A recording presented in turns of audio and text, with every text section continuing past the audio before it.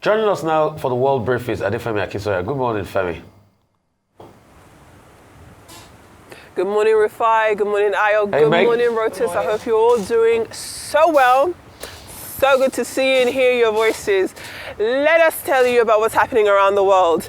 We were going to start very, very quickly with the DNC Day 3. Faith and Adesso, as usual, have done a great job of wrapping up what's happening so far, but I wanted to give you one teeny-weeny update from what we were discussing yesterday. If you remember, we played a clip from PBS reporter Judy Woodruff where she says that one of the reasons why a ceasefire in the Middle East had not yet been signed was because, according to reporting that she was privy to, Donald Trump had called Benjamin Netanyahu, the Israeli Prime Minister, and told him not to sign a ceasefire because of thoughts that it would be too much of a positive side to Joe Biden's presidency and to Kamala Harris. Now, if you remember yesterday, I did say that Israel had denied that any such phone call took place, but that was in spite of what Judy Woodruff says. In the aftermath of that, Judy Woodruff has now come out, apologized, and acknowledged that she has made a mistake in her comments. She says at the time when she made those comments, that was what she had seen, according to reports from Axios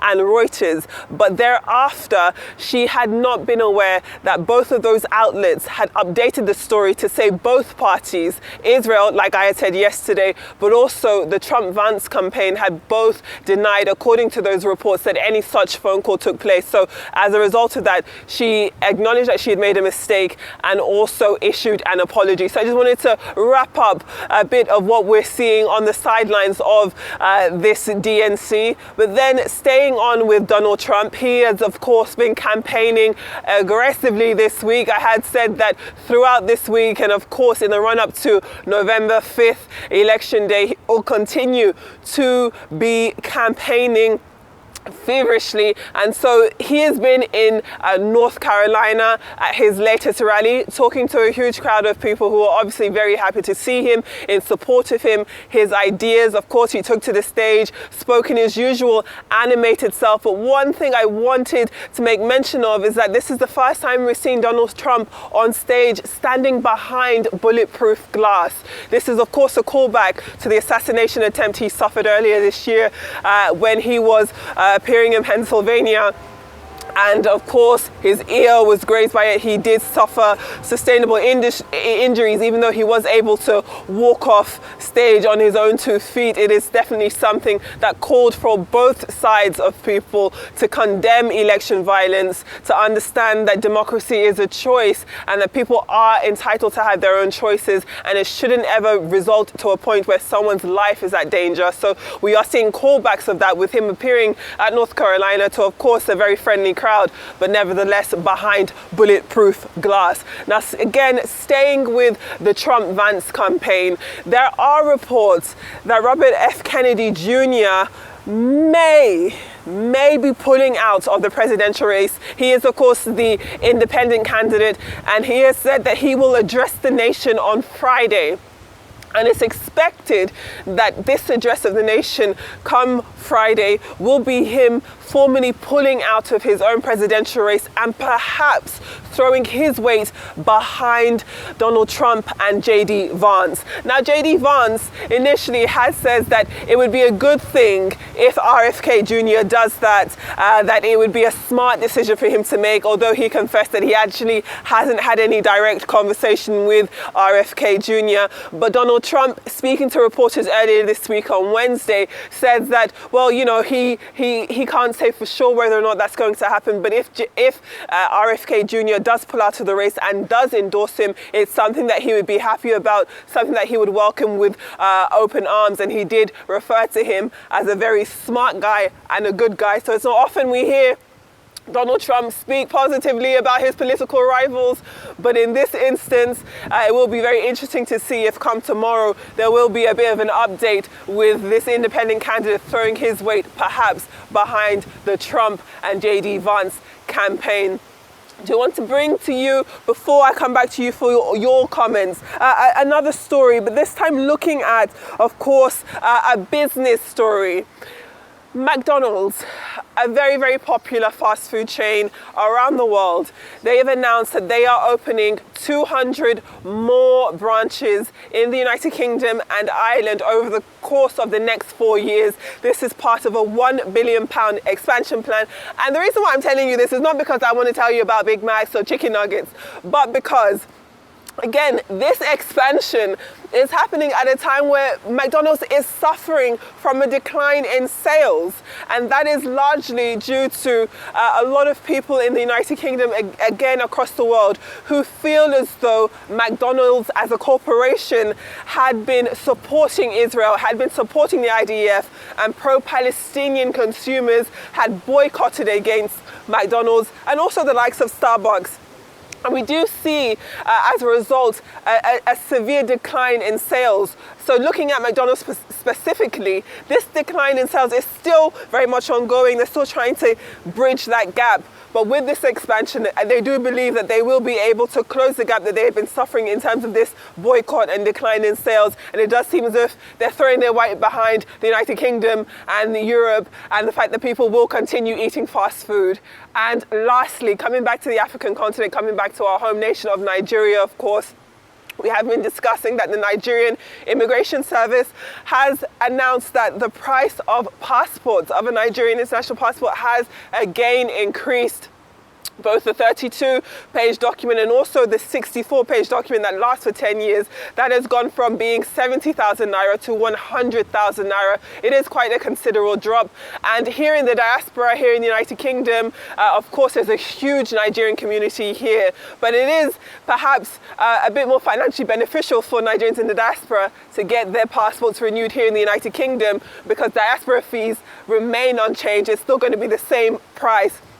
Though, if someone does want to get an expedited service, they will be needing to pay an extra £100, I think, in order to get a same-day passport. But again, a lot of stories happening around the world, from what we're seeing at the DNC with Donald Trump and the latest bits of his campaign, perhaps RFK throwing his weight behind him, McDonald's being affected by what's happening in the Middle East, and of course Nigeria increasing the price of its own passports during a cost of living crisis. I can't wait to hear what you've got to say.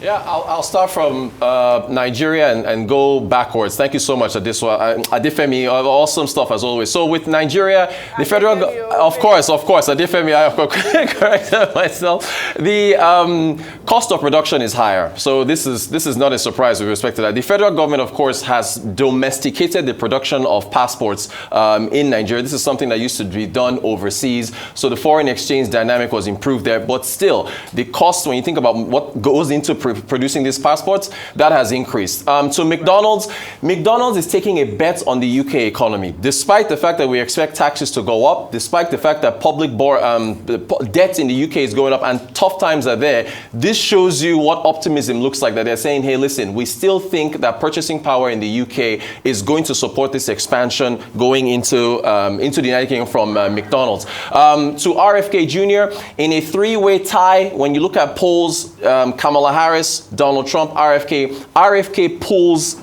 support from Donald Trump. He pulls more support from Trump than he does from Kamala Harris. And of course, the man is a conspiracy theorist, he's an anti-vaxxer, and you've got those elements of support in Trump's base. So, and then there was that phone call, of course, that we saw of Trump talking to RFK Jr. that was leaked, where he told RFK that, please, can you drop out? I'll give you a position in my cabinet. We know RFK tried to talk to the Harris campaign to say that he would drop out and support her if she gave him a cabinet position. They rebuffed him.